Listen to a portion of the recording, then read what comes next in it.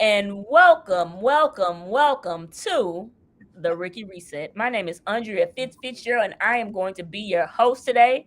Now, you might be wondering, what the hell is a Ricky Reset? Well, guys, it would be evenings just like this, except you know what? Your girl would be stressed the hell out because I could not manage my classroom, and quite frankly, I couldn't figure out this whole teaching thing.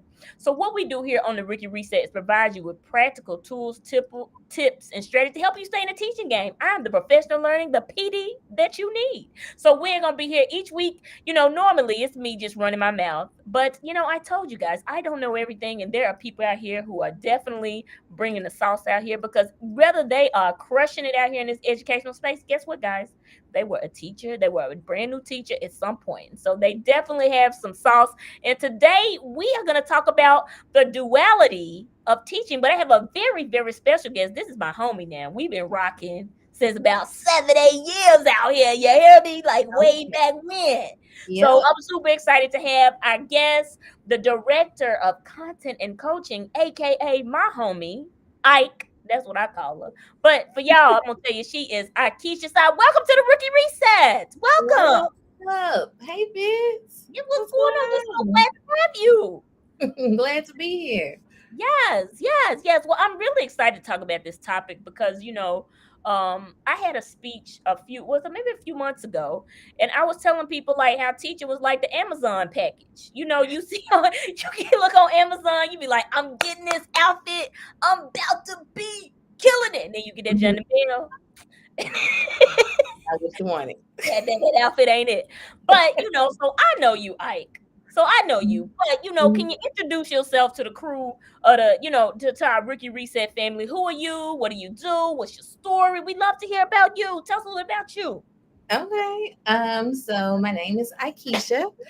I am from Memphis, Tennessee, but I currently live in Huntsville, Alabama. I've been in education for 16 years now. So I did 8 years in the classroom, 8 years in coaching. I love coaching.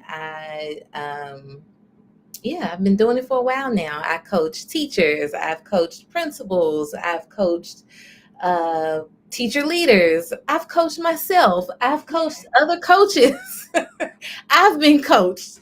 So yeah, all things coaching makes me happy. So that's where I am right now in life. Okay, yes, and that she is the coach's coach. You hear me? Okay, listen. So obviously, you the coach's coach. Okay. But this tell us about like how did you get here?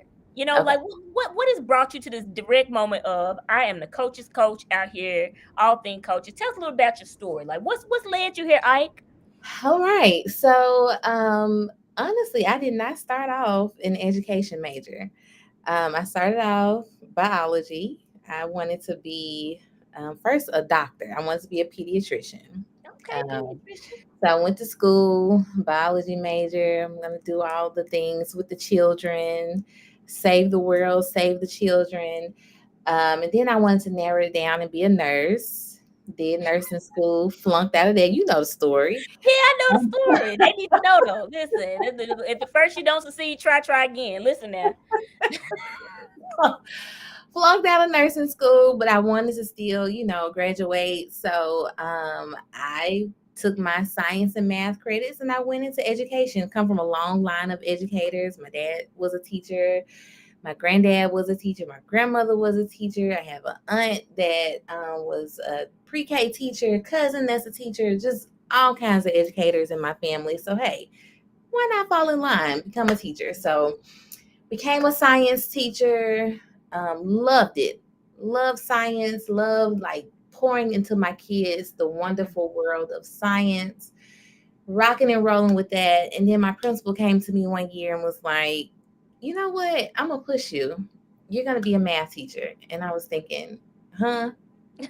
Come Right, again? So what? Huh? Who? Me?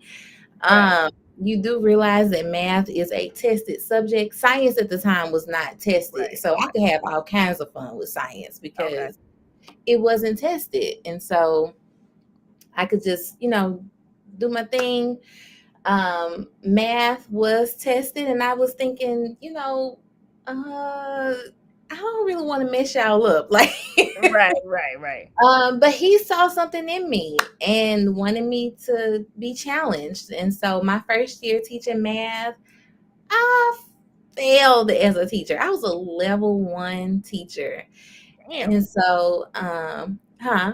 I said jam. Okay. Yeah. Level one. I was like, "You sure you want me to do this again?" He said, "Yeah." Well, being me, the recovering perfectionist that I am, Mhm.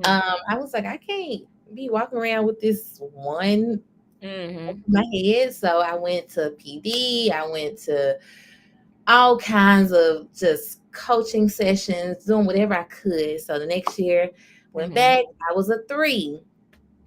Three was good, but it was Mhm. not. Still, it just wasn't where I wanted to be. Right. Um, Went back, did some more work, got in the game some more, did some more work, came back, level five. All Come on right. now. Come on now. So then I felt good. I felt good. I had a really good coach who didn't judge me for saying, I'm a math teacher. I'm sitting up in front of these kids. Mhm. I don't know how to do this math. Like, Mhm. I want to teach my kids. I Right. I want them to know that I'm their teacher and I want what's best for them. Mhm. But I don't want you to judge me for saying I don't know.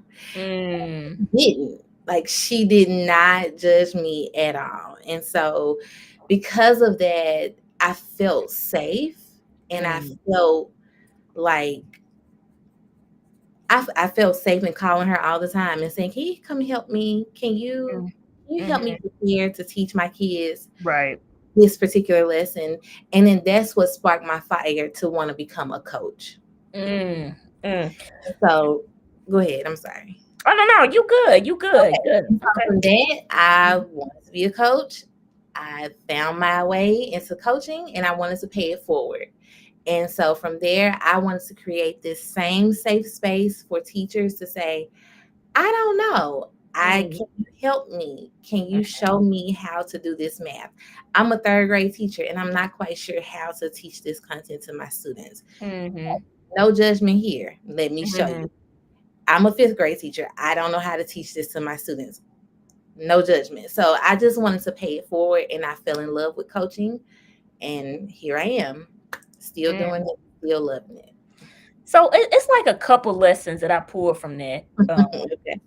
So a couple things like you said, I mean, you said, listen, boo, I start off at level one. Is it? You said start at level one.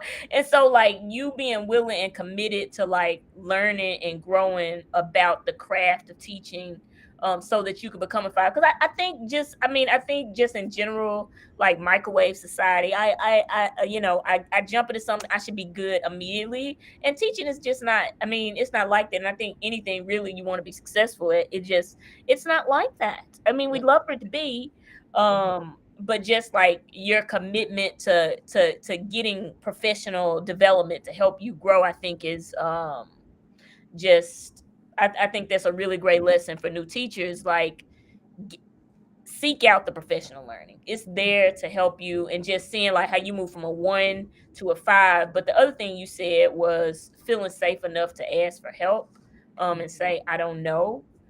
Which I think also is a challenge I think for new teachers because they're so I mean you're so brilliant, right? Like I'm so smart. Like why do I need to ask somebody for help? But I mean I think it just takes a lot of courage to ask for help. Mm-hmm. Yeah, yeah. So shout out to you for that.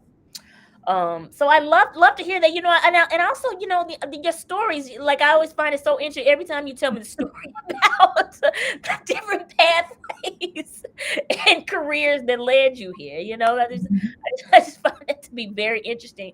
But I really think something that the silent assassin, aka Katrina Orma, always says is like Woo-hoo, Katrina. yeah, fail forward and fail quickly. Sounds like you kind of took that mantra, and I think that that is so critical to have in mind as a teacher. Because I always say that the losses are what make you a great teacher. The Mhm. failures in life really are what mold you into the person you are. But we're looking at you. Y'all successful. You got the nice background and all of that going on. But I know you have not always been this successful. You said I want you with level one right here. And so but I know this is so important because as a new teacher, I think that they need to see that even the most successful people have had that first year. Oh yeah.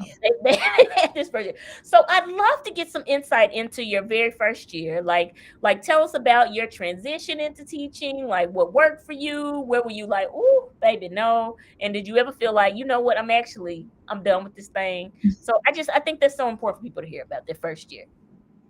Oh, my first year was tough. As a matter of fact, I quit after my first year. I quit. I did finish the school year. I will Right. say that. I was determined not to leave my kids hanging. Mhm. But on that last day of school, my first year, I walked out with the kids. I was determined not to come back. I was done. Um, my first year was tough because I had this idea of what teaching was like. Mhm. And the idea that I had was it was like my school. So I went to a school that was a fairly it was a pretty cool school. Everybody was nice. The teachers were nice. The principal was outside and happy go lucky, Mhm. jolly. Um, it was just a fun school. And so I thought all schools were like that, even on into adulthood. When I decided to go into this profession, I just thought all schools were like that. Mm. And so when I got my own school and I got my own classroom and I had it all decorated, all nice and pretty, and my first week of school did not go like I thought it would go, Mhm. I thought, man, okay, this is different.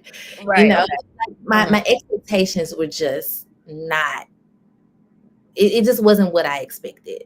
And Mm. so when I think about what worked, um, I would say I showed up every day. That's what I showed up every day. I Uh. Every morning I got up and I told myself, today's gonna be a good day. Mhm. Was every day a good day? Mhm. Absolutely not. But I tried something new almost every day. Okay. I remember thinking, okay, my kids didn't bring pencils today. What am I going to do? I'm going to bring them pencils. Mhm. I'm not going to go to class tomorrow Mhm. fussing because they didn't have a pencil. So I'm just Mhm. going to bring a pack of pencils and Right. I'm going to tell them. I remember one day I was like, give me your left shoe.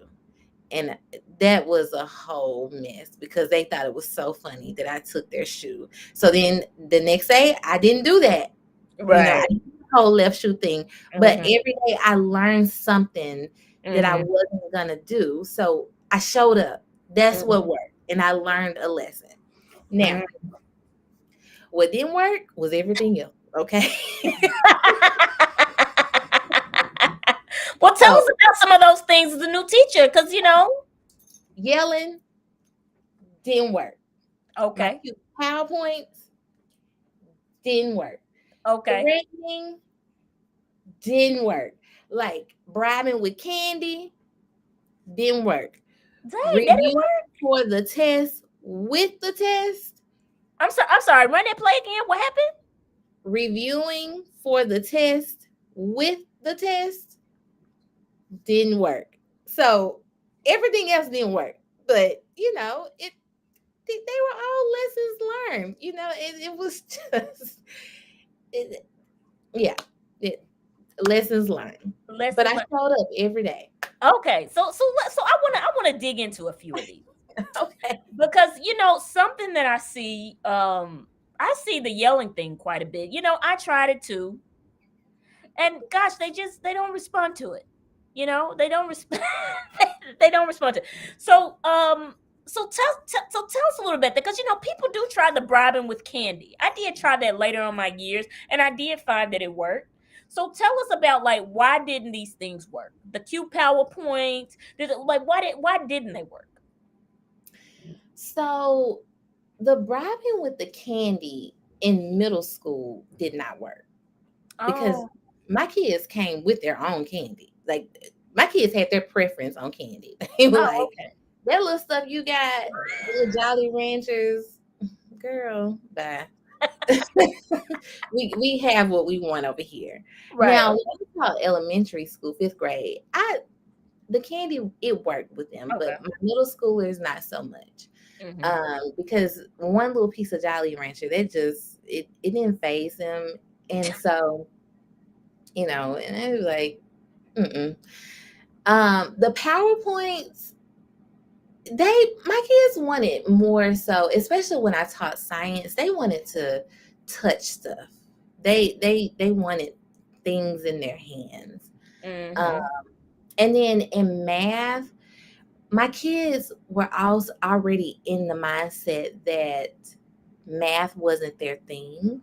Mm. So seeing it up on a PowerPoint and not being able to write, or just looking at numbers on a screen really didn't do a whole lot for them, because they Mhm. already had in their minds that they couldn't do it anyway. So they Mhm. needed to be up writing on the whiteboard or writing on Mhm. paper, doing something more than just watching some numbers click and flash on the screen. You know what I'm saying? Yeah. Yeah. Need a little bit more, and me having a picture of a sun or a picture of a shape or something, it really didn't do a whole lot for Mhm. them. It's trying to make it all cutesy and stuff. Right. It just didn't do much for them when it came to math. So creativity is good, but you Mm. have to be creative on their terms, on Mhm. things that to me would entice them. So I Yeah. can recall one time we were doing unit rate, Mhm. or better buy. That's what it was. Okay. Okay. And I don't know how this happened, but I had an empty space next door. And I Okay. remember the unit was coming up, and I saved some cereal boxes, Mhm. just some empty items. Mhm. And I turned the little space next to my room into Griff Mart. My last name was Griffith at the time. So it was Uh. Griff. And Mhm. it was like a little store. They went shopping to compare the Right. items. Right. And when I see some of my kids, like sometimes they'll talk about, remember that time you had the Griff Mart next door? Like they remember that. Or Right. um we were doing circumference, and they Mhm. made dream catchers. They didn't know what a dream catcher was, some of my kids. Mm. So in that moment, they got a chance to not only make a dream catcher with Mhm. to get the circumference, they also learned what a dream catcher was. So it was Mhm. just like things that they got a chance to do that was hands on, Mhm. and it caught their attention, and it Mhm. also um I guess was enticing to them. Yeah. They did it. Yeah, I love that, because a couple of things that just kind of stood out to me is that it's almost like, to me it's like it's beyond wedding day. Like, that's great. We look cute, we look good, but it's like, what's going to happen on the day to day, right? Like, how am I going to engage you with this? Something like you said, making it relatable. Like, what am I going to do with this? Mhm, Like, and then also almost like exposing them to new things too, but it really, like, caught their interest. mhm, So I think that's so important. And just one more piece I want to add on there. So you said the yelling. What could you tell us a little about why that doesn't work? Because I mean, we've all tried it. yeah. They don't respond to it. Why do Mm-mm. you think why do you think that is such a chat, like, it does not work? And what do you recommend for teachers to manage that better, because that is a common thing? That is, if you want to save yourself some time, new teachers, don't yell at the kids. Less is more. Tell us Yeah. why and what would you recommend to do instead? I mean, eventually, the kiddos, they're gonna become so desensitized to the yelling. You're burning so much energy yelling that eventually they're gonna be like, oh, there she go again, yelling. And it's not gonna phase them. Mm, And I mean, it's a way.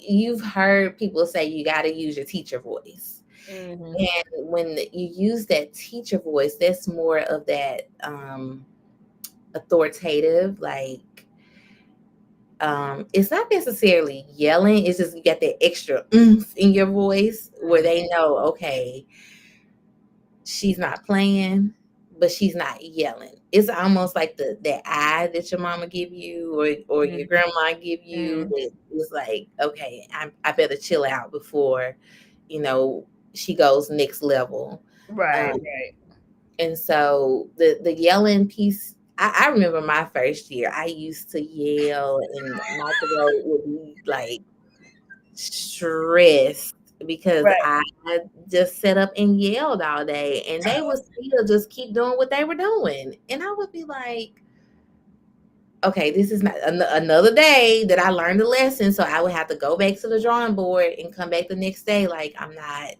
okay, this did not work today. What can I do that's different and Right.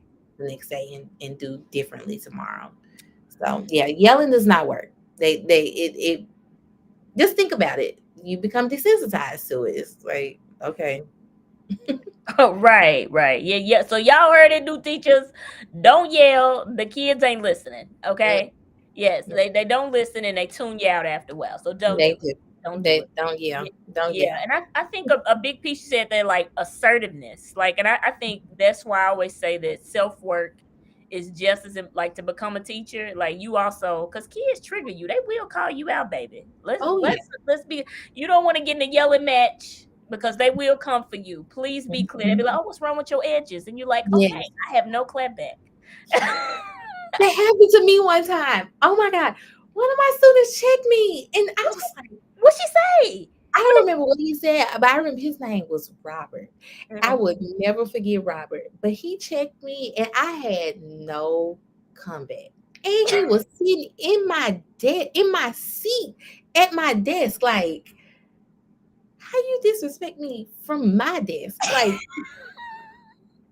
it's that first year teacher. It's Oh that yeah. first year. Like, I didn't know, but lesson Oh learned. yeah.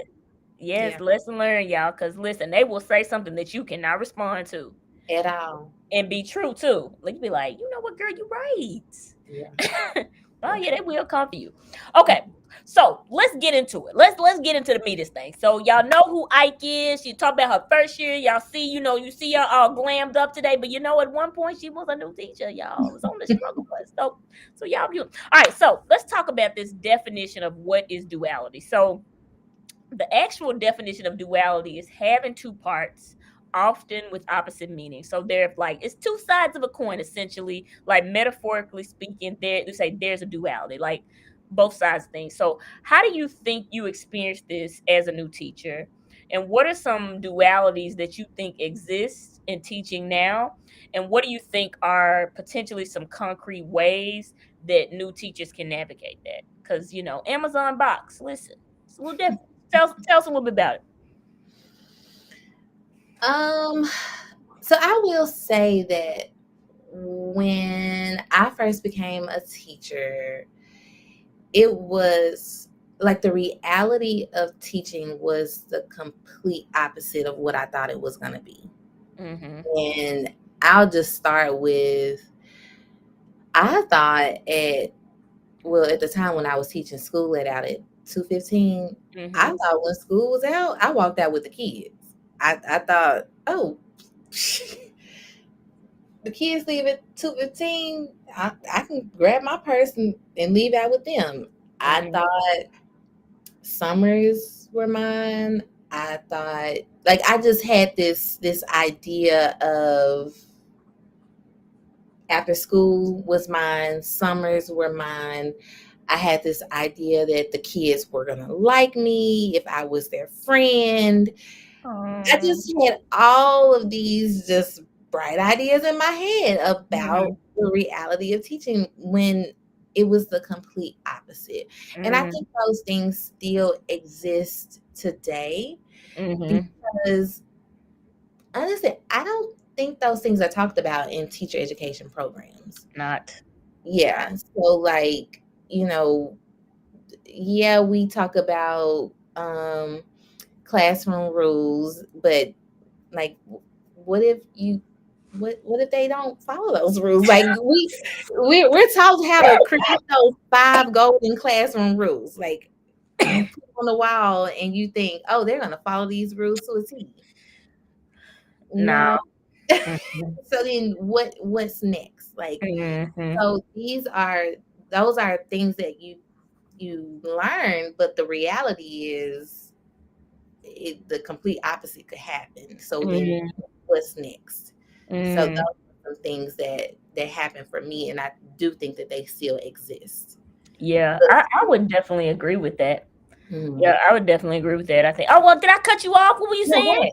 Go Okay. ahead. Yeah, because I think I was talking to a coach recently, and she said, "Man," she was like, "I just noticed." She's like, "My new teachers think that they get off at 2 o'clock. That's what they think, and they don't understand like what it really takes to be like great in this role." Mhm. So I do think some of those things are still there, and just like you said, it makes me think about your PowerPoint. Like I know they gonna follow. I know they gonna like the sun, and I know I'm gonna have these rules, and I know they gonna follow them. So like, what would you say, what are some concrete ways that you think that teachers or new teachers can like have a better understanding of that and just navigate some of those dualities? Like, I plan this, ain't go that way. Mhm. Like, so what are your thoughts on that? So when you say I plan this, you meaning like um I plan this activity, or what can you elaborate on that question? Yeah, so I think what, like some of these dualities that exist, like, oh, I walk out at 2 o'clock. I'm at Okay. this thing. This what I plan for teaching. I'm gonna teach the summers off. Oh, this what Okay. I'm this what I'm doing. Oh, after school. How am I thought we Okay. gonna be friends. Like what? So like some of those things that may come up for a teacher, like how do I navigate this? Because I think when I hear you talk about those things, I think honestly that's why a lot of people be like, I'm out, Yeah. because they're not prepared for like those things that you just named. Yeah. So the first thing is, as a new teacher, you have to know that your day doesn't end when the kids leave. Like Mm, it just it doesn't, unless you plan to do some work on the front end before the kids arrive. mhm, So I'm just gonna like tell a story about mm, me. okay. So for me, I used to be that new teacher who I would leave when the kids would leave, but I would take all of my stuff home. Okay. I would take my papers that need to be graded home. I would take Mm, my teacher's edition, my laptop. I would do everything at home.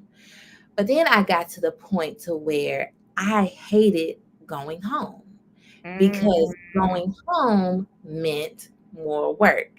And I would literally go home after school and work for hours and mm, hours and hours.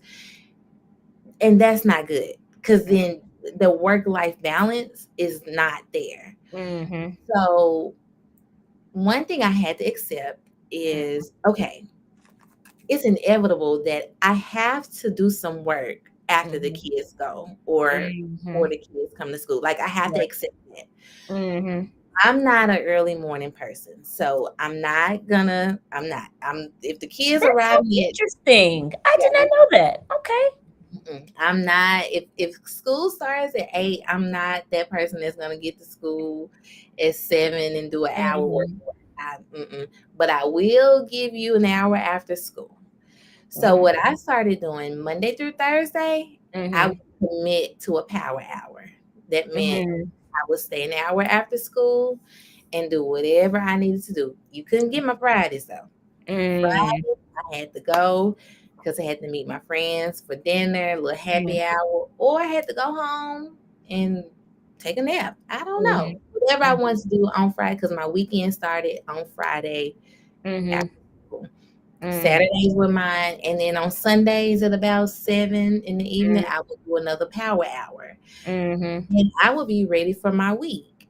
But Mm. I had to commit to that because I believe in that saying, if you fail to plan, then you plan to fail. I believe in that because Mm. you've got to be prepared for your students. Mhm.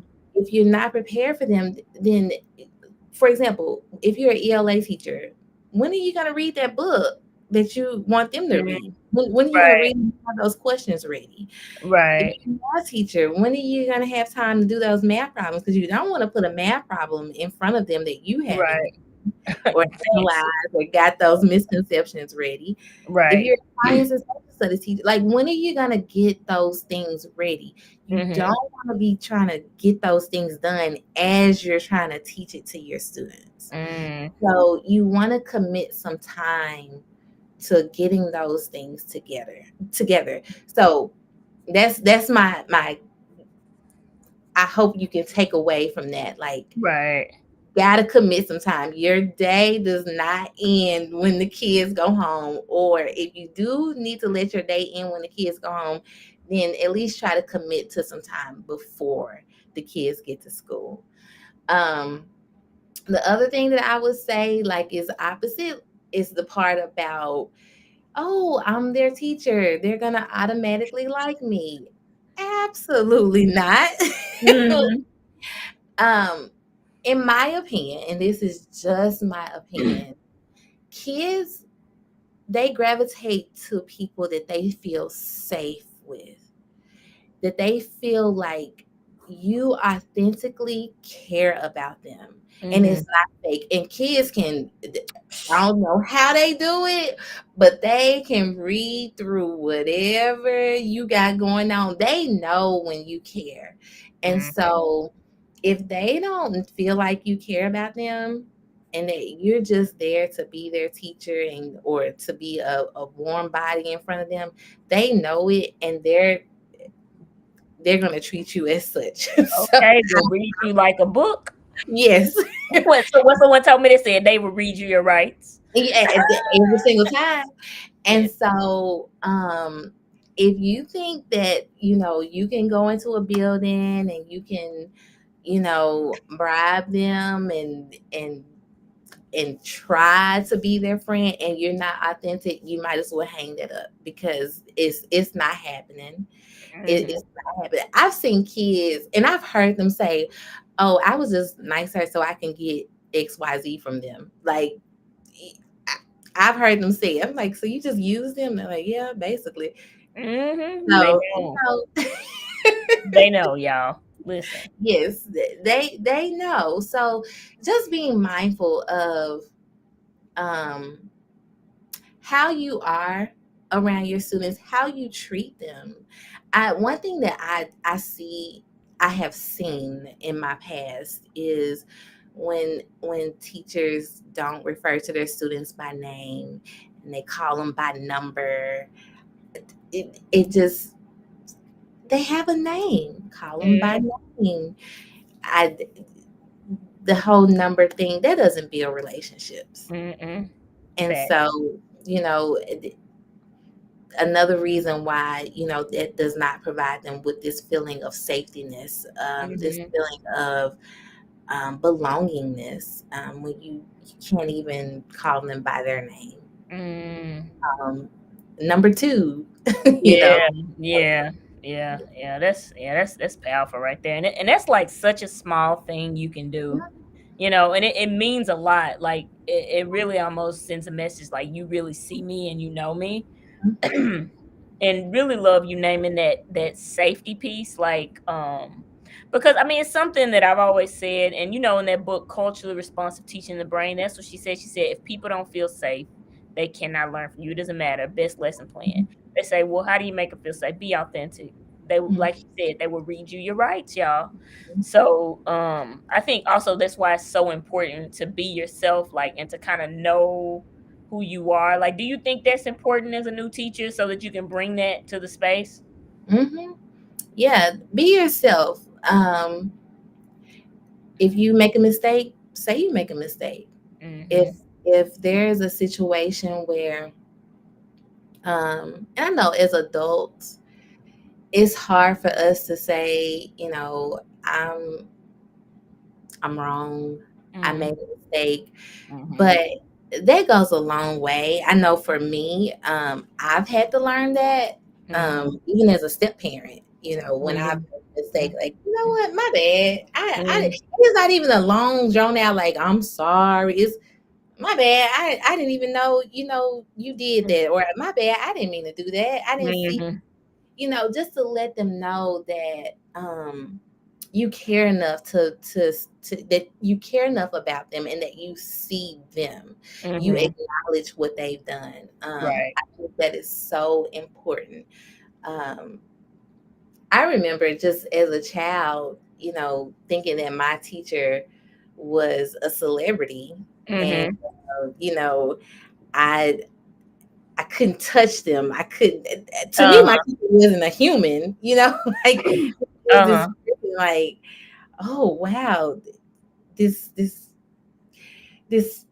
person that I would never see in public because they're Mhm. my teacher.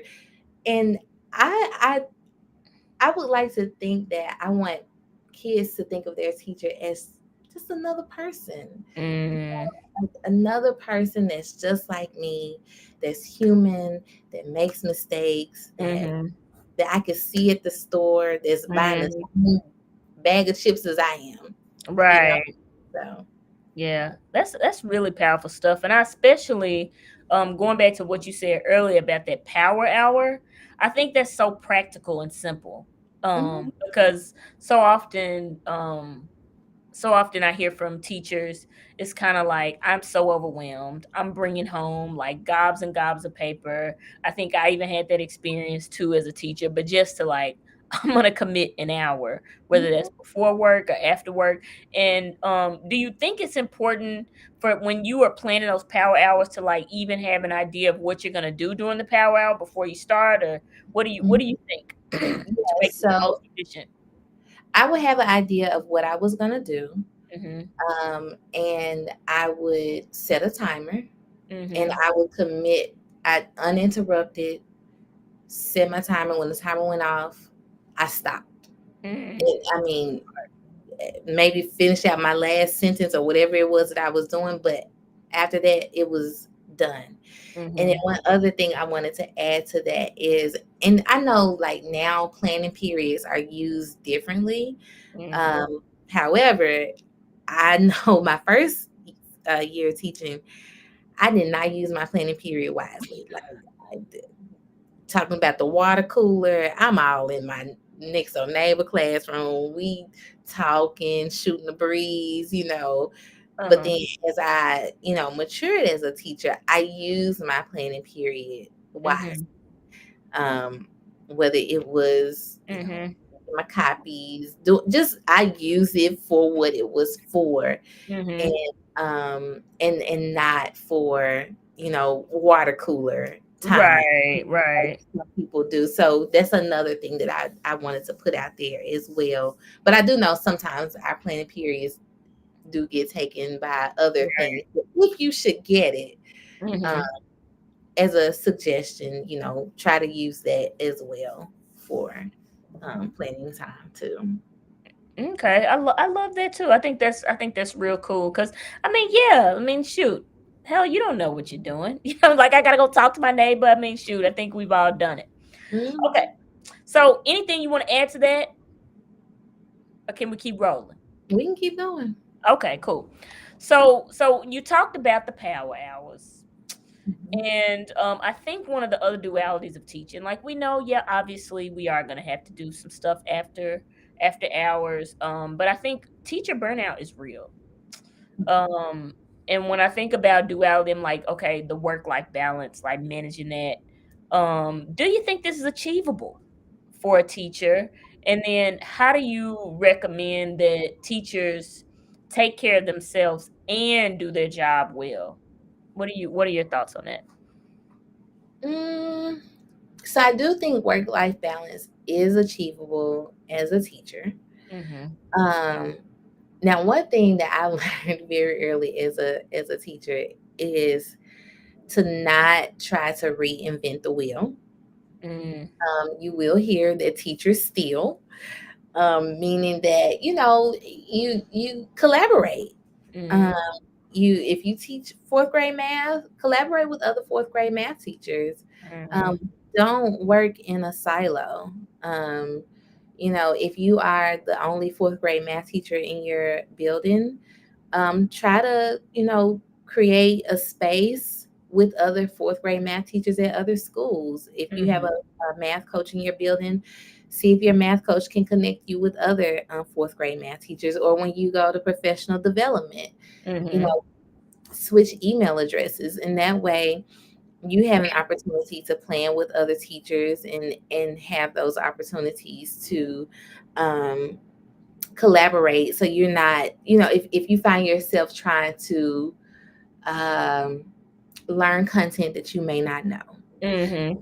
find yourself going down this rabbit hole, because that was something that I used to do Mhm. when I first started teaching math. I would find myself late at night trying to learn content because I was the only sixth grade math teacher, and I Mhm. would stay up on YouTube, Google, trying to figure out how to do Mhm. this math problem, and I would go down this rabbit hole, because then once I learned how to do it, I had to figure out how to teach it to my students. Mhm. I would be up all night. If I had somebody else to talk to, it could have been a lot more easier, and my Mhm. time could have been managed a little bit better.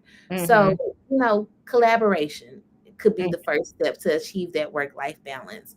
Um, I would also say, again, just utilize that power hour. Mhm. Give yourself a hard stop.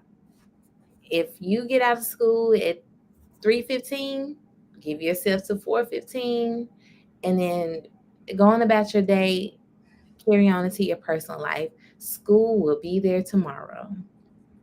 And at the end Mhm. of the day, you did what you needed to do, you did your best, and you can rest easy knowing that you committed some time to prepare for your students the next day. Mm. I love that. I think something that I get from you saying that is number one, like you don't have to do this alone. Oh, Collaborate. It is either someone has already done it or someone can give you a quick something to figure out things a little bit quicker.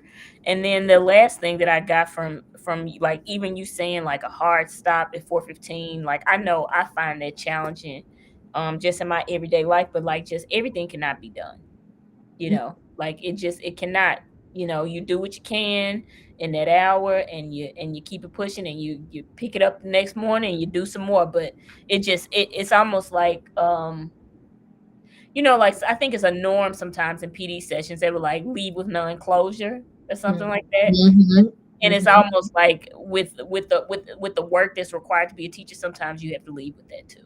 Yep, Mhm. yep. Yeah. Because you're not going to get it all done. Mhm. You're not. Okay, so got a follow-up question to that. So I recently talked to a coach that said one of the challenges she is noticing that for new teachers, that since they're on this self-care kick, because you're talking about self-care, right? That when they leave, right in that moment, the day's over. So you and I both know, like we've talked about, it takes more than that. Like I guess you kind of talked about two or three ways they can do that with the power hour. Are there any other ways that you think that teachers can handle that? Like I'm on my self care. I don't. Mm-hmm. Yeah. Mm,